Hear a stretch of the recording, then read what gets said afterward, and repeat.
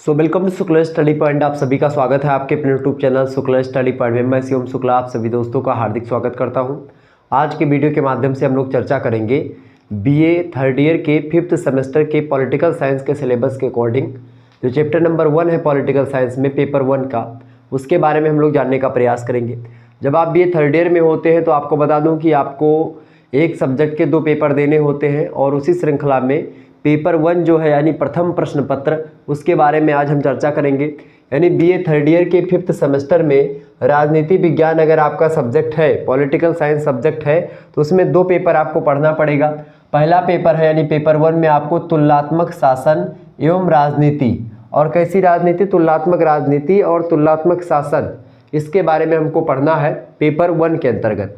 Paper 2 के अंतर्गत आपको क्या पढ़ना है, लोक प्रशासन के सिद्धांतों के बारे में उसमें जानना है, प्रिंसिपल्स ऑफ पब्लिक एडमिनिस्ट्रेशन के बारे में आपको पढ़ना है।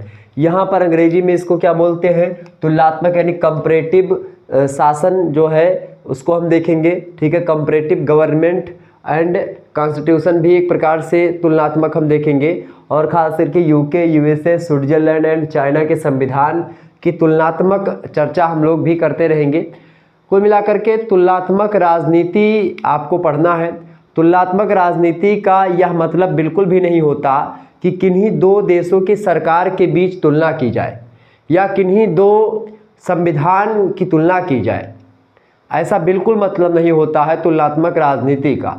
तुलनात्मक राजनीति का सीधा सा मतलब होता है कि किन्हीं 2 देशों की जो राजनीतिक संस्थाएं हैं, उन राजनीतिक संस्थाओं में क्या डिफरेंस है। अब प्रश्न उठता है कि भाई ये राजनीतिक संस्थाएं होती क्या हैं या राजनीतिक संस्थाएं किन्हें कहते हैं। तो राजनीतिक संस्थाओं में खास करके मुख्य रूप से 3 चीज़ें आती हैं। एक हो गई न्यायपालिका, एक हो गई कार्यपालिका और एक हो गई व्यवस्थापिका।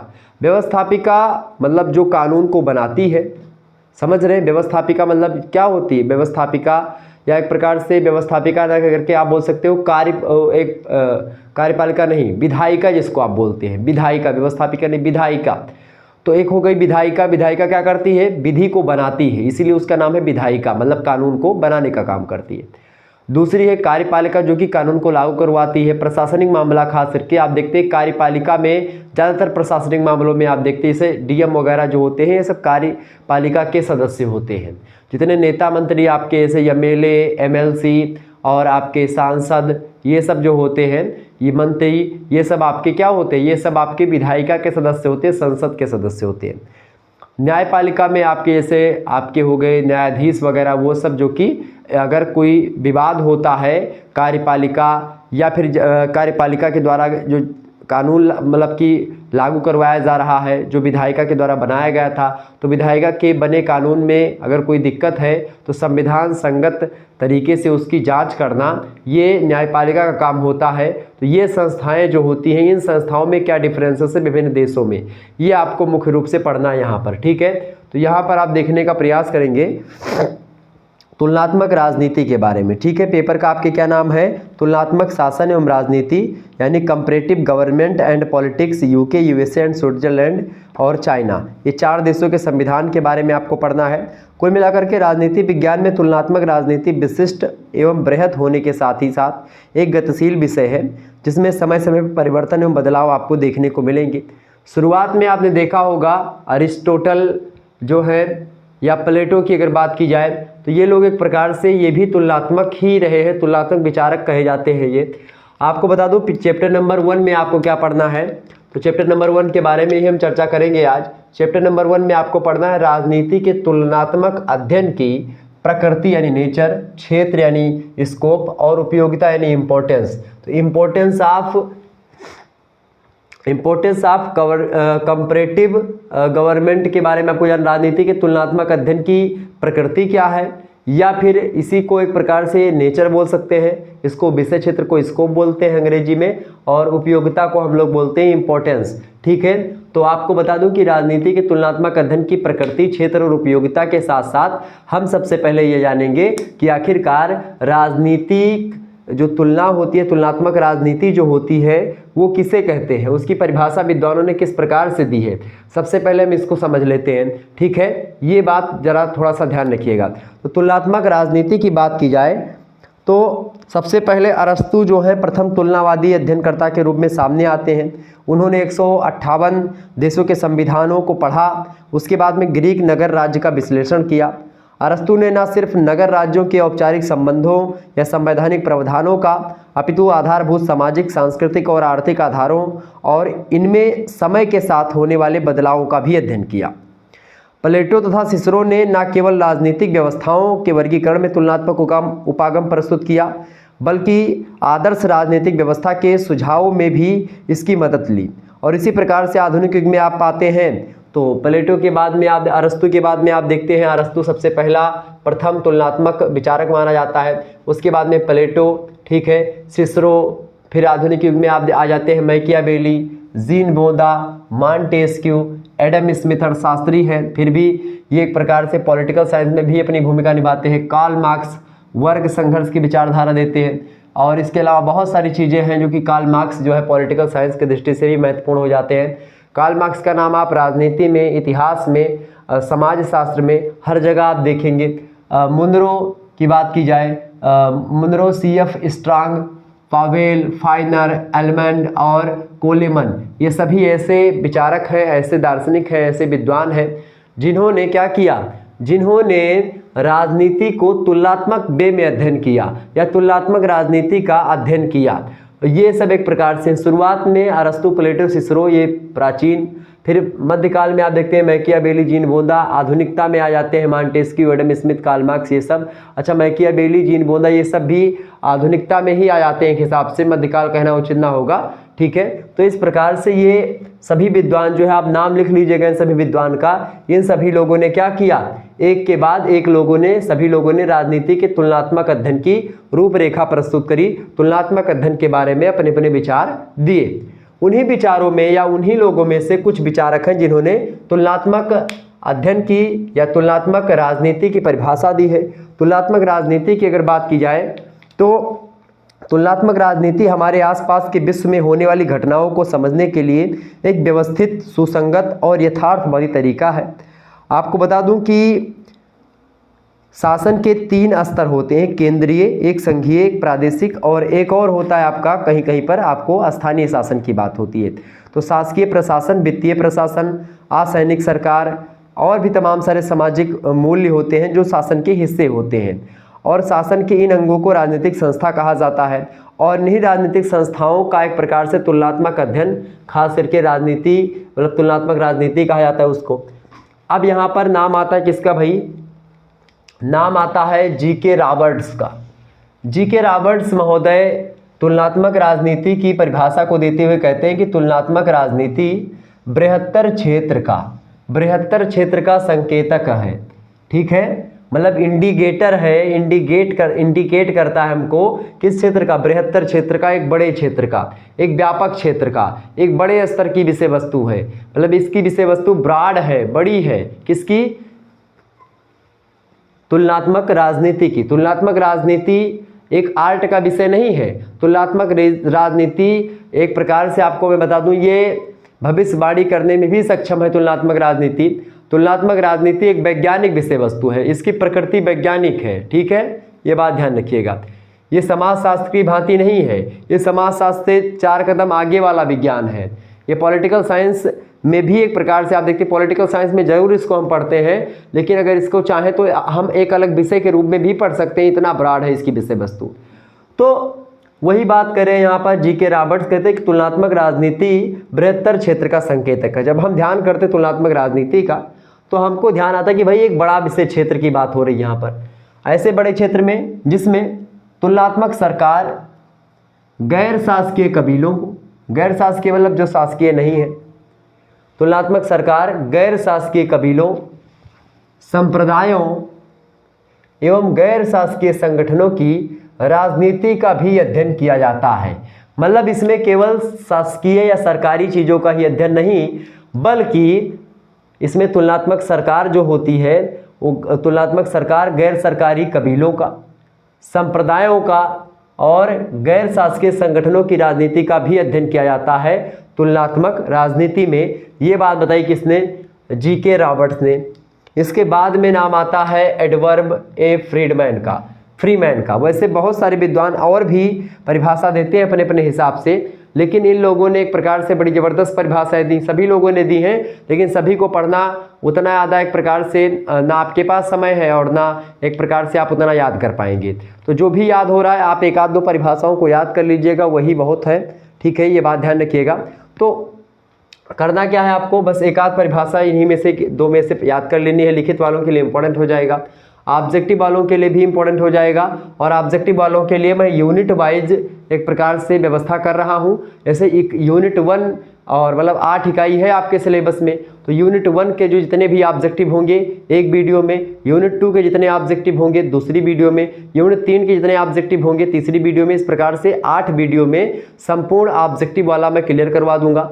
उसी में मैं और भी आपको समझा करके ऑब्जेक्टिव प्रश्नों को निचोड़ करके आपको समझाने का प्रयास करूँगा, तो और अच्छे तरीके से आपको समझ में आएगा, ठीक है। अब यहाँ पर आपको क्या दूसरे विद्वान हैं एडवर्ड ए फ्रीमैन, इन्होंने क्या कहा तुलनात्मक राजनीति की परिभाषा को देते हुए, इन्होंने कहा कि तुलनात्मक राजनीति क्या है, तुलनात्मक राजनीति संस्थाओं तथा सरकारों के विविध प्रकारों का, क्योंकि कई प्रकार के सरकार होते हैं और कई प्रकार की राजनीतिक संस्थाएं होती हैं। यह संस्थाएं जो होती हैं ये कई प्रकार की होती हैं, और राजनीति मतलब सरकार भी कई प्रकार की सरकारें होती हैं, ठीक है। अलग अलग देशों में सरकारों का जो एक प्रकार से कॉन्सेप्ट है, सरकारों का जो संप्रत्यय है वो अलग अलग होता है। अवधारणा जो सरकार की है, सरकार के जो एक प्रकार से प्रकृति है, अलग अलग देशों में अलग अलग प्रकृति है। तो वही अलग अलग प्रकृति, वही अलग अलग संस्थाएं, प्रत्येक देश की संस्थाओं में भी परिवर्तन आप देख सकते हैं। तो फ्रीमैन कहते हैं कि तुलनात्मक राजनीति संस्थाओं और सरकारों के विविध प्रकारों का, कई प्रकार के होते हैं, तो उन्हीं सभी प्रकारों का एक तुलनात्मक विवेचन है। क्या है? तुलनात्मक विवेचन है और विश्लेषण है। तुलनात्मक विवेचन और विश्लेषण किसका? विविध प्रकारों का। किसके विविध प्रकारों का? राजनीतिक संस्थाओं और जो सरकारें हैं उनके विविध प्रकारों का क्या है? सूक्ष्म विवेचन और विश्लेषण है, तुलनात्मक विवेचन और विश्लेषण है। ये बात कौन कहता है? ये बात फ्रीमैन कहते हैं तुलनात्मक राजनीति में। यानी कि तुलनात्मक राजनीति में कुल मिलाकर के हम संस्थाओं का तो अध्ययन करते हैं, लेकिन फ्रीमैन के अकॉर्डिंग हम सरकारों के विविध प्रकारों का भी अवलोकन और विश्लेषण और विवेचन करते हैं, ठीक है। ये बात भी तुलनात्मक राजनीति में आ जाती है। इसके बाद में अगले विद्वान आते हैं, उनका नाम है जीन ब्लोंडेल।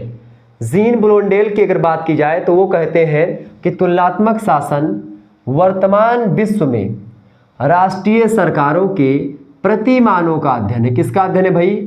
प्रतिमानों का अध्ययन है। किसके प्रतिमानों का?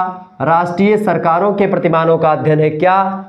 वर्तमान विश्व में तुलनात्मक शासन जो है, तुलनात्मक राजनीति जो है, ये वर्तमान विश्व में राष्ट्रीय जो सरकार है, उन राष्ट्रीय सरकार के जो विविध प्रतिमान हैं उन प्रतिमानों का अध्ययन करता है तुलनात्मक राजनीति, ठीक है। नॉर्म्स, प्रतिमानों को नॉर्म्स कहते हैं अंग्रेजी में। तो जो एक प्रकार से राष्ट्रीय जो नेशनल गवर्नमेंट्स हैं उनके नॉर्म्स का अध्ययन करना ही एक प्रकार से वर्तमान विश्व में तुलनात्मक शासन या तुलनात्मक राजनीति कहलाता है या कहलाती है। तो ये हो गई एक प्रकार से परिभाषा तुलनात्मक राजनीति की। विभिन्न विद्वानों ने अपने अपने हिसाब से इसके बारे में बताया। और आपको बता दूं कि जो तुलनात्मक राजनीति का क्षेत्र है प्राथमिक रूप से घरेलू एवं आंतरिक गतिविधियों के से संबंध रखता है। जो इसे अंतर्राष्ट्रीय संबंधों के अध्ययन का वह क्षेत्र है, वह क्षेत्र जो राज्यों के बाहरी संबंधों अथवा विदेश नीति से संबंध रखता है उससे अलग करता है। तुलनात्मक राजनीति राजनीतिक घटनाक्रमों से रिलेटेड है।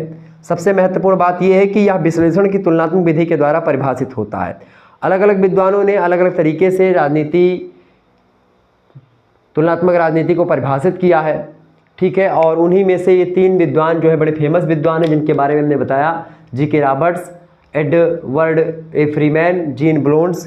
इसके अलावा एडम स्मिथ कहते हैं कि तुलनात्मक राजनीति राजनीतिक संगठनों के प्रकार, उनके गुणों, संबंधों, विभिन्नताओं तथा परिवर्तन के तरीकों का अध्ययन है। कुल मिलाकर के तुलनात्मक राजनीति न सिर्फ संख्याओं एवं उनकी आंतरिक व्यवस्थाओं का, अपितु इसमें राजनीतिक व्यवहार की राजनीतिक प्रक्रियाओं, संरचनाओं, कार्यों, गैर संस्थानिक एवं गैर राजनीतिक निर्धारकों का अनुभविक एवं वैज्ञानिक विश्लेषण भी सम्मिलित किया जाता है।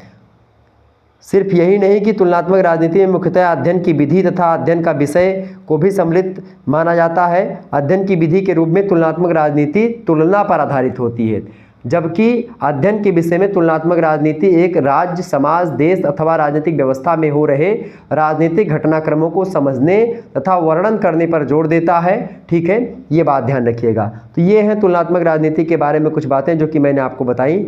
कुल मिलाकर के तुलनात्मक राजनीति की अगर बात की जाए तो विभिन्न देशों के जो राजनीतिक जो क्रियाकलाप हैं, राजनीतिक प्रक्रियाएं हैं, राजनीतिक संस्थाएं हैं, उन्हीं के बीच में आपस में उनका अवलोकन, विश्लेषण इत्यादि करना ही तुलनात्मक राजनीति कहलाता है। ठीक है, क्लियर। आगे बढ़ते हैं हम। अगला प्रश्न आपकी स्क्रीन पर आ चुका, फटाफट से आप लोग देखने का प्रयास करेंगे। देखिए सॉरी, अगला टॉपिक है आपका, अब हमको आगे क्या पढ़ना है, तुलनात्मक राजनीति की प्रकृति। ठीक है, प्रकृति हम समझेंगे कि भाई इसकी प्रकृति कैसी है। देखिए सबसे पहली बात, इसकी प्रकृति की अगर बात की है तो मैं आपको बता रहा हूँ ये वैज्ञानिक प्रकृति है। अब वैज्ञानिक प्रकृति जो होती है, प्रकृति का सीधा सा मतलब होता है, मैं कई बार आपको समझा चुका हूँ, प्रकृति का सीधा सा मतलब होता है किससे भाई, जो है कि भाई ये विषय साइंस है या आर्ट है का विषय है। ठीक है, तो अगर मैं आपको बताऊं तमाम सारे विश्लेषण को पढ़ने के बाद में कि जो तुलनात्मक राजनीति है ये एक वैज्ञानिक पद्धति पर आधारित है, वैज्ञानिक विधियों का प्रयोग होकर के इसका अध्ययन किया जाता है, ये भविष्यवाणी करने में सक्षम है, इसके नियम कायदे सुसंगठित, सुव्यवस्थित एवं क्रमबद्ध है और इसीलिए खास करके इसको हम एक विज्ञान की श्रेणी में रखते हैं। तो तुलनात्मक राजनीति की प्रकृति इन सभी पहलुओं से स्पष्ट हो जाएगी। सॉरी, कौन से पहलू हैं, जैसे पहला पहलू है आपका विश्लेषणात्मक एवं अनुभाविक अनुसंधान।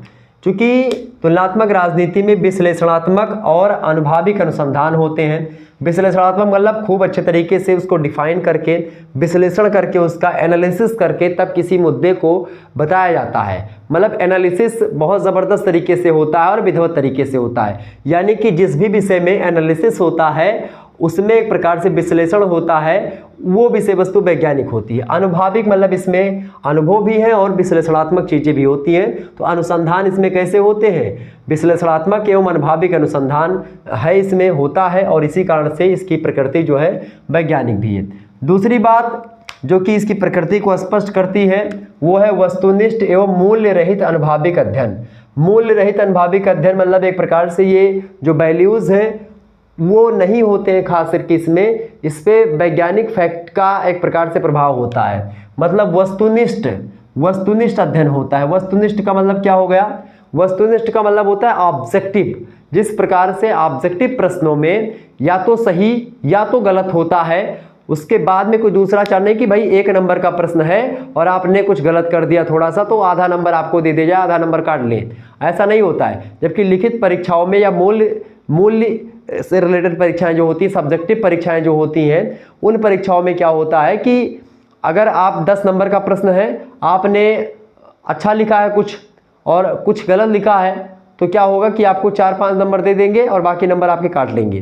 तो लिखित परीक्षा में क्या होता है, ना तो कोई उत्तर गलत होता है और ना ही कोई उत्तर सही होता है। गलत हो सकता है लेकिन सही उत्तर की संभावना बहुत कम है। कोई भी उत्तर सही या और सही या उससे ज़्यादा सही या बहुत सही हो सकता है, लेकिन पूर्णतः सत्य नहीं हो सकता। ऐसी स्थिति में वहाँ पर नंबर आपको 10 में से 10 देना बड़ा मुश्किल हो जाता है। लेकिन जब बात होती है ऑब्जेक्टिव परीक्षाओं की तो काफ़ी मशीन चेक करने लगती है। वहाँ पर इमोशन, मूल्य सब एक तरफ रख दिए जाते हैं, मशीन काफ़ी चेक करती है। आपका जितना सही है वो एक प्रकार से जितना भर देगा, भाई ये इस प्रश्न का ए का पहले प्रश्न का बी सही है, दूसरे का सी सही है, तो जो आपने अगर लगाया तो आपको नंबर मिलेगा, नहीं लगाया तो नहीं मिलेगा। सेम यही फंडा इसमें होता है तुलनात्मक राजनीति में कि ये एक प्रकार से अध्ययन जो करता है, इसकी जो अध्ययन विधियां हैं वो वस्तुनिष्ठ है, मतलब वैज्ञानिकता पर आधारित है, या तो सही या तो गलत, मूल्य रहित अनुभाविक अध्ययन है, मतलब इसमें मूल्यों को उतना स्थान नहीं दिया जाता है, ठीक है। और यही कारण है कि इसकी प्रकृति वैज्ञानिक प्रकृति है, ठीक है। तीसरी बात अगर हम करें इसकी, तीसरी बात अंतर विषयी प्रकृति। अंतर विषयी प्रकृति का सीधा सा मतलब होता है कि तुलनात्मक राजनीति जो है ये अंतर विषयी प्रकृति का विषय है। अंतर विषय प्रकृति मतलब अलग अलग विषयों में भी ये सम्मिलित है। एक तरफ आप देखेंगे पॉलिटिकल साइंस में घर तो बनाए हुए हैं, दूसरी तरफ जियोग्राफी में आप देखेंगे, या अलग अलग क्षेत्रों में आप देखेंगे, समाज शास्त्र में देखेंगे, अलग अलग क्षेत्रों में ये प्रकृति आपको दिखेगी, अंतर विषयी प्रकृति, ठीक है, ये बात ध्यान रखिएगा। तो अंतर विषयी प्रकृति हो गई आपकी। इसके अलावा अंतर विषय प्रकृति में आप देखते हैं मनोविज्ञान में, समाजशास्त्र में, नृविज्ञान में, अर्थव्यवस्था में, अर्थशास्त्र में अंतर, मतलब ये एक प्रकार से तुलनात्मक राजनीति आपको दिखेगी। तो कहीं ना कहीं पे इसकी विषयी प्रकृति जो है वो अंतर विषयी है, मतलब किसी विषय में एक प्रकार से इसको हम पढ़ जान सकते हैं। इसके अलावा मतलब कई विषयों में हम इसको पढ़ते समझते हैं। चौथा पहलू है जो कि इसकी प्रकृति को स्पष्ट करता है, वो है राजनीति की आधारभूत संरचनाओं का अध्ययन। राजनीति की आधारभूत संरचनाओं का अध्ययन तुलनात्मक राजनीति के अंतर्गत किया जाता है। अच्छा, ये खास करके राजनीति की आधारभूत संरचनाएं कौन कौन सी होती हैं? खास तरीके से तुलनात्मक राजनीति का अध्ययन जो है व्यक्तियों, समूहों, संरचनाओं का विश्लेषण और उपव्यवस्थाओं इत्यादि सभी संस्थाओं के वास्तविक व्यवहार का विश्लेषण करता है, और यही सब एक प्रकार से इसकी राजनीति को वैज्ञानिक बनाती हैं। तो राजनीति की आधारभूत संरचनाएं जो है, चाहे व्यक्ति हो चाहे व्यक्ति के व्यवहार हो, सभी का अध्ययन इसके अंतर्गत किया जाता है। इसके अलावा पांचवा पॉइंट है आपका विकसित एवं विकासशील। ये विकसित भी है और एक तरफ विकासशील भी है, मतलब इसकी प्रकृति जो है एक तरफ विकसित भी हो चुकी है, एक तरफ विकासशील भी है। इसमें जो नए नए कंटेंट आते हैं, मतलब नई नई जो बातें आती हैं उसको अपने में ग्रहण करने की क्षमता रखता है। मतलब ये एकदम से पूर्ण अभी नहीं है, और पूर्ण भी है, पूर्ण नहीं भी है, और जो कुछ नई चीज़ें आती हैं उसको एक्सेप्ट भी करने में सक्षम है। और यही कारण है जो शास्त्र या विज्ञान ऐसा करने में सक्षम है वो एक प्रकार से उसकी प्रकृति कैसी होती है, वैज्ञानिक प्रवृत्ति होती है, ठीक है। तो विकसित एवं विकासशील यानी डेवलप एंड डेवलपिंग है, यानी कि आप देखते हैं इसमें पूर्वाग्रही एवं संकुचित प्रकृति के परंपरागत अध्ययन के स्थान पर एशिया, अफ्रीका, लैटिन अमेरिका की राजनीतिक व्यवस्थाओं के अध्ययन को यूरोपीय राजनीतिक व्यवस्था के अध्ययन के समान ही महत्व दिया जाता है। यानी कि अगर किसी देश के संविधान में या किसी देश की राजनीतिक संस्थाओं में या किसी देश की सरकारों में कोई चेंजमेंट होता है या उसमें कुछ नया दिखता है तो उसको हम एक्सेप्ट कर लेते हैं, ग्रहण कर लेते हैं और अपने देश में वो चीज़ फॉलो करते हैं। जैसे भारतीय संविधान की अगर बात की जाए तो भारतीय संविधान किससे बना है? भारतीय संविधान को उधारों का गुलदस्ता भी कहा जाता है, उधारों का एक प्रकार से थैला कहा जाता है। तो क्यों कहा जाता है? क्योंकि हमने बहुत सारे देशों के संविधान से अलग अलग चीज़ें ली हैं, जैसे कि हमने आयरलैंड से नीति निर्देशक सिद्धांत लिया, अमेरिका से हमने मौलिक अधिकारों को लिया, रसिया से हमने मौलिक कर्तव्यों को लिया, ठीक है।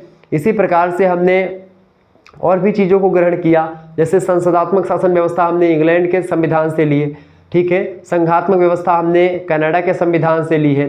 तो इस प्रकार से हमने अलग अलग देशों के संविधान से कुछ ना कुछ अपने यहाँ ग्रहण किया है, तो वो होती है विकसित एवं विकासशील, ठीक है। इसके बाद में 100 से अधिक संविधान संशोधन भी हो चुके हैं भारतीय संविधान में, ठीक है। इसके बाद में सिद्धांत निर्माण का उद्देश्य, मतलब इसका जो एक प्रकार से मुख्य प्रकृति होती है वो सिद्धांत निर्माण का उद्देश्य होता है तुलनात्मक राजनीति की। मतलब ये सिद्धांत भी एक प्रकार से निर्माण करने में सक्षम है। और जो शास्त्र या विज्ञान सिद्धांत निर्माण का मतलब क्या होता है? सिद्धांत को बताना, मतलब सिद्ध चीज़ों को, ठीक है। सिद्धांत का सीधा सा मतलब होता है विचारों का एक प्रकार से प्रमाणिक दस्तावेज, ठीक है। सिद्धांत प्रिंसिपल्स, एक होता है हाइपोथेसिस परिकल्पना या प्राकल्पना, उसमें कल्पना का समावेश होता है, लेकिन ये सत्यता पर आधारित है। मतलब ये सिद्धांत को, मतलब सिद्धांत निर्माण का उद्देश्य है, प्राक कल्पना की बात नहीं होती है, सिद्धांतों की बात होती है यहाँ पर, तो वो है।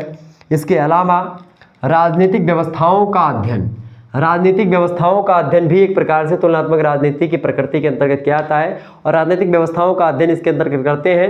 ये सारे पहलू जो हैं वो एक प्रकार से तुलनात्मक राजनीति की प्रकृति को स्पष्ट करते हैं। राजनीतिक व्यवस्थाओं में आप देखते हैं कि राजनीतिक व्यवस्थाओं में हम कई सारी चीज़ों का अध्ययन करते हैं। कुल मिलाकर के तुलनात्मक राजनीति एक नवीन विज्ञान के रूप में उभर करके सामने आया है। यह तुलनात्मक राजनीति की अविस्तृत औपचारिक विशेषता केवल कानूनी एवं संस्थागत ढांचों, आदर्शवादी उपागम, परंपरागत तुलनात्मक शासन अध्ययन की संकुचित प्रकृति को नकारता है। यहाँ पर जीन ब्रोंडेल का कथन विशेष रूप से याद आ जाता है कि हमारे पास, ये कहते हैं जीन ब्रोंडेल कि हमारे पास तुलनात्मक सरकारों के अध्ययन का सिर्फ एक ही दृष्टिकोण शेष बचता है और वह है समकालीन विश्व की राजनीतिक व्यवस्थाओं से संबंध राष्ट्रीय सरकारों का राष्ट्रीय सीमाओं के आर पार अध्यापन करना। ठीक है, मतलब कि सीधा सा मतलब है राजनीतिक व्यवस्थाओं का अध्ययन का मतलब है कि कोई देश की सीमा ना हो, कोई बंधन ना हो, ठीक है, न जन्म का बंधन हो, गाना एक है नहीं, तो उसी प्रकार से कोई सीमा का बंधन ना हो, किसी भी देश के संविधान, किसी भी देश की राजनीतिक व्यवस्था को उचित ढंग से समझ लें, जान लें, परख लें और उसके बाद में जो अच्छी चीज़ें हैं उसको अपने में भी फॉलो करें। ये एक प्रकार से प्रकृति को स्पष्ट करती है तुलनात्मक राजनीति की। और मेरे हिसाब से तुलनात्मक राजनीति के अगर विभिन्न पहलुओं को हमने देखा तो इस आधार पर यह स्पष्ट होता है कि इसकी प्रकृति कैसी है, इसकी प्रकृति वैज्ञानिक है। ठीक है, तो अगर आपसे प्रश्न ऐसा पूछे लिखित में कि तुलनात्मक राजनीति की प्रकृति वैज्ञानिक है, स्पष्ट करें, तो आप इन पहलुओं के माध्यम से स्पष्ट कर सकते हैं कि भाई इसकी प्रकृति वैज्ञानिक है। इसके अलावा सुव्यवस्थित, सुसंगठित एवं क्रमबद्ध इसके नियम कायदे होते हैं, सिद्धांत होते हैं, इसकी अध्ययन विधियां जो होती हैं वैज्ञानिक है। इसके अलावा इसमें एक प्रकार से ये क्या है कि व्याख्या भी करता है, कभी कभी भविष्यवाणी करने में भी सक्षम है तुलनात्मक राजनीति कुछ हद तक। तो इस प्रकार से कई सारे पहलू हैं जो कि इसको एक वैज्ञानिकता पर खरा उतारते हैं। तुलनात्मक राजनीति के क्षेत्र की अब हम बात कर लेते हैं, विषय क्षेत्र की, स्कोप की। ठीक है, स्कोप की अगर हम बात करेंगे तुलनात्मक राजनीति के, ठीक है, कंपैरेटिव गवर्नमेंट की अगर बात की जाए तो तुलनात्मक राजनीति की अगर बात करें हम कंपैरेटिव पॉलिटिक्स की, ठीक है, राजनीति मतलब पॉलिटिक्स, तो कंपैरेटिव पॉलिटिक्स की अगर बात की जाए तो यानी कि यहाँ पर आप लिख सकते हैं स्कोप ऑफ कंपैरेटिव पॉलिटिक्स। ठीक है, अब इसमें क्या क्या है भाई, सबसे पहली बात तो इसके अंतर विषय क्षेत्र में हम क्या क्या पढ़ते हैं, मतलब कि तुलनात्मक राजनीति में हमको क्या क्या पढ़ना पड़ता है, तुलनात्मक राजनीति में मटेरियल क्या क्या चीज़ें होती हैं, क्या मतलब उसके अंदर क्या क्या चीज़ें होती तुलनात्मक राजनीति में, इसको यहाँ पर उसका विषय क्षेत्र कहा जाता है। देखिए, सबसे पहले समस्त राजनीतिक संरचनाएं जो होती हैं, समस्त राजनीतिक संरचनाएं वो तुलनात्मक राजनीति के क्षेत्र के अंतर्गत आती हैं। ठीक है, क्या तुलनात्मक राजनीति के अंतर्गत सबसे पहली बात क्या आता है भाई, सबसे पहली बात समस्त राजनीतिक संरचनाएं जो होती हैं वो आती हैं, क्या आती हैं, समस्त राजनीतिक संरचनाएं जो होती हैं वो आती हैं किसके अंतर्गत भाई, समस्त राजनीतिक संरचनाएं आती हैं किसके अंतर्गत, तुलनात्मक राजनीति के अंतर्गत। तुलनात्मक राजनीति से क्षेत्र में औपचारिक एवं अनौपचारिक सभी संरचनाएं सम्मिलित होती हैं। ठीक है, जैसे विधायिका, कार्यपालिका, न्यायपालिका, ये सब तो औपचारिक हैं। इसके अलावा बहुत सारे अनौपचारिक, जैसे लोकतंत्र को लेकर के हित समूह बहुत सारे हैं, राजनीतिक दल हैं, मानव निर्मित बहुत सारे राजनीतिक समूह हैं, वो सब एक प्रकार से इसके अंतर्गत आ जाते हैं। इसके बाद में राजनीतिक व्यवहार का अध्ययन, राजनीतिक व्यवहार का भी अध्ययन एक प्रकार से तुलनात्मक राजनीति में हम राजनीतिक व्यवहारों का भी अध्ययन करते हैं। ठीक है, किसका अध्ययन करते हैं, राजनीतिक व्यवहारों का भी अध्ययन हम लोग करते हैं। किसके अंतर्गत भाई, किसके अंतर्गत करते हैं राजनीतिक व्यवहार का अध्ययन, तुलनात्मक राजनीति के क्षेत्र के अंतर्गत हम राजनीतिक व्यवहार का जो पॉलिटिकल बिहेवियर होते हैं उनका भी अध्ययन करते हैं। और आपको बता दूं कि जब राजनीति विज्ञान की परिभाषा आप लोगों को मैं बता रहा था फर्स्ट सेमेस्टर में, तो वहाँ पर हमने आपको ये समझाया था, बताया था कि भाई राजनीति विज्ञान ह्यूमन बिहेवियर का अध्ययन करता है, मानव व्यवहार का अध्ययन करता है। कुछ विद्वानों ने पहले बताया था कि भाई राजनीति विज्ञान राज्य का अध्ययन करता है, कुछ ने बताया था व्यवहार मतलब राज्य का अध्ययन, कुछ लोगों ने बताया था कि भाई भूभाग का अध्ययन सरकार का अध्ययन करता है, लेकिन कुछ लोगों ने बताया था मनुष्य के व्यवहारों का अध्ययन करता है। तो व्यवहार का भी अध्ययन एक प्रकार से करता है, मनोविज्ञान मनुष्य के व्यवहार का अध्ययन करता है, लेकिन राजनीतिक व्यवहारों का अध्ययन पॉलिटिकल साइंस करता है। तो राजनीतिक व्यवहार का अध्ययन भी इसके अंतर्गत तुलनात्मक राजनीति के क्षेत्र के अंतर्गत हम लोगों को पढ़ना होता है। इसके बाद में राजनीतिक व्यवस्थाओं का अध्ययन, राजनीतिक व्यवस्थाओं के अध्ययन की अगर बात की जाए तो राजनीतिक व्यवस्थाओं के अध्ययन में तुलनात्मक राजनीति राजनीतिक व्यवस्थाओं में जैसे पाश्चात्य और गैर पाश्चात्य देशों के वास्तविक व्यवहार एवं प्रदर्शन का विश्लेषण करती है।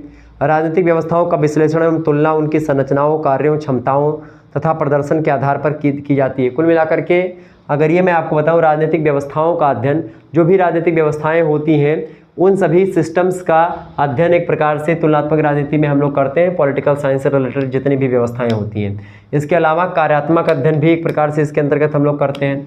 कैसा अध्ययन भाई, कार्यात्मक अध्ययन। कार्यात्मक अध्ययन का सीधा सा मतलब होता है, कार्यात्मक अध्ययन का सीधा सा मतलब होता है फंक्शनल स्टडीज़। मतलब जैसे कि आप देखते हैं हित स्वरूपीकरण हो गया, हित समूहकरण हो गया, राजनीतिक संचार, निगम निर्माण हो गया, कि नियम कार्यान्वयन हो गया, नियम निर्णय हो गया, समाजीकरण हो गया, निर्णय निर्माण हो गया, नीति निर्माण हो गया। ये तमाम प्रकार के कार्य जो होते हैं वो सब एक प्रकार से तुलनात्मक राजनीति के अंतर्गत हम लोग पढ़ते हैं।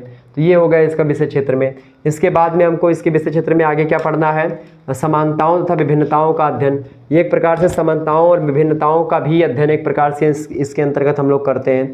ठीक है, आप देखते हैं कि तुलनात्मक राजनीति विभिन्न राजनीतिक प्रक्रिया एवं कार्यों के मध्य समानताओं और विभिन्नताओं का विश्लेषण करती है, और खास करके यह उपागम वर्णनात्मक एवं औपचारिक नहीं है, बल्कि इसमें राजनीतिक संरचनाओं एवं प्रक्रियाओं के वास्तविक कार्यों के आधार पर समानताओं एवं विभिन्नताओं का वर्णन एवं तुलना की जाती है। और यहाँ यह उद्देश्य यह नहीं होता कि यहाँ पर कि सर्वोत्तम प्रक्रिया या व्यवस्था की खोज की जाए, बल्कि लक्ष्य होता है व्यवस्थित वर्णन, समझ तथा सिद्धांत का निर्माण किया जाए।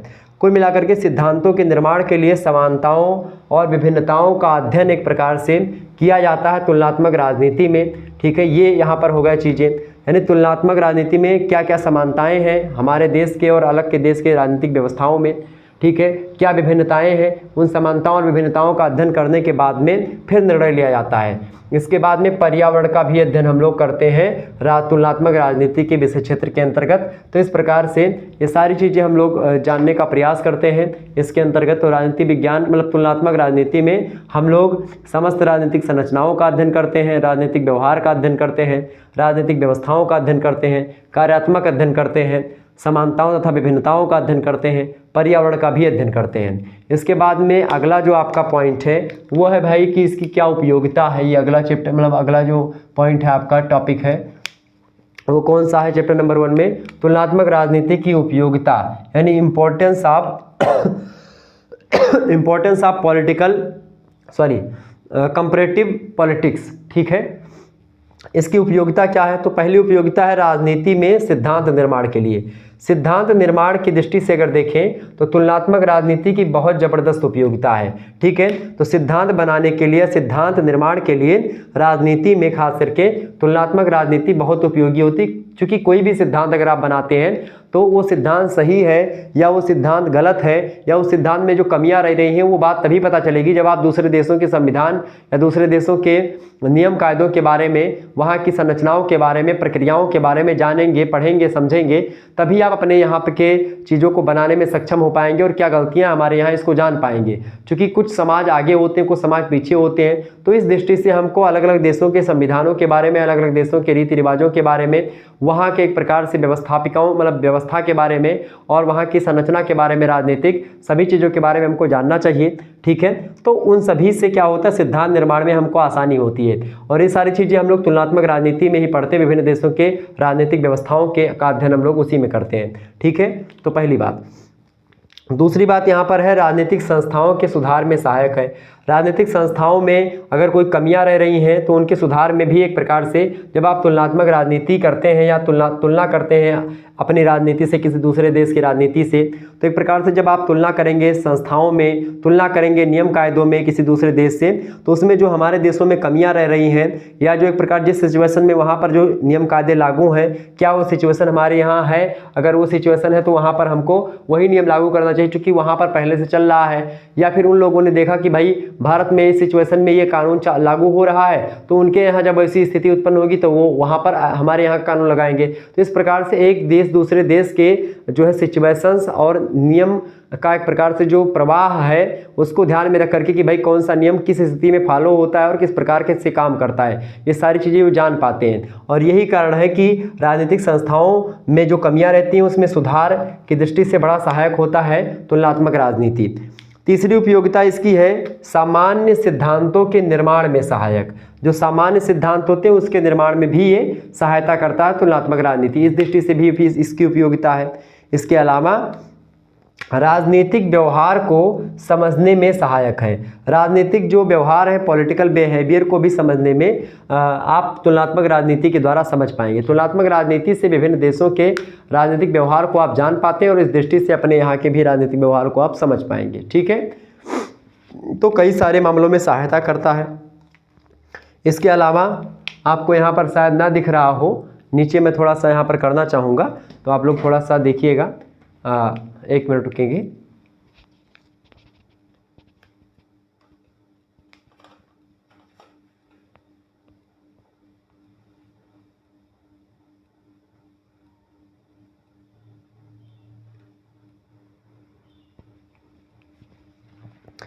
तो यहाँ पर आपको 1 मिनट यहाँ पर दिखाई पड़ रहा होगा, क्या दिखाई पड़ रहा है भाई? दिखाई पड़ रहा है ना? बिल्कुल। चलिए, यहाँ पर आपको दिखाई पड़ रहा है, देखिए, आधुनिक राज्यों के घनिष्ठ संबंधों के कारण तुलनात्मक अध्ययन का महत्व।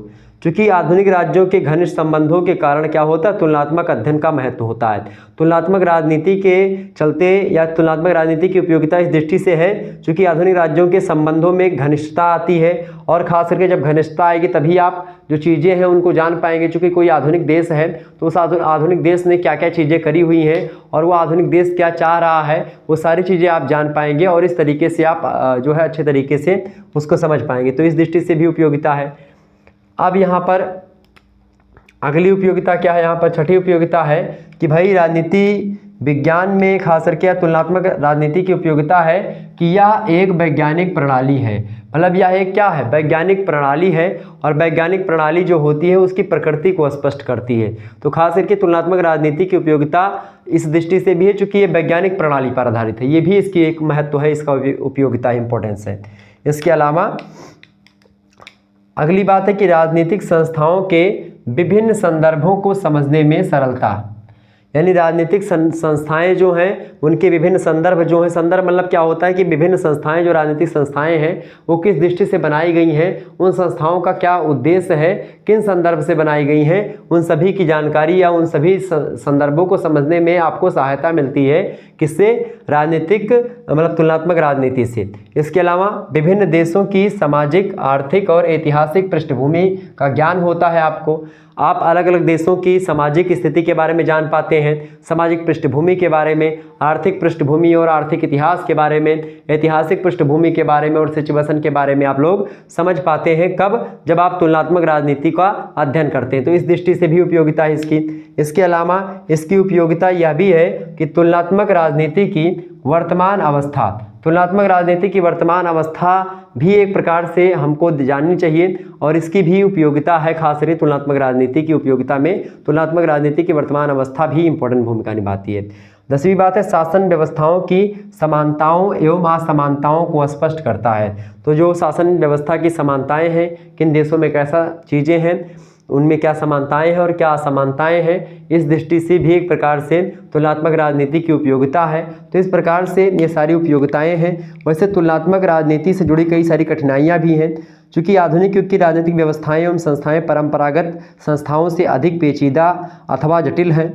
तुलनात्मक विश्लेषण के अंतर्गत अब सिर्फ औपचारिक संस्थाएं जैसे विधान मंडल, कार्यपालिका, न्यायपालिका इत्यादि का ही अध्ययन नहीं किया जाता है, बल्कि इसके साथ साथ जो है इस संस्थाओं पर आर्थिक, सामाजिक, सांस्कृतिक, नैतिक जो परिस्थितियां होती हैं उनका जो प्रभाव पड़ता है उनका भी अध्ययन किया जाता है, जिससे तुलनात्मक राजनीति सरलतापूर्वक स्पष्ट नहीं होती है।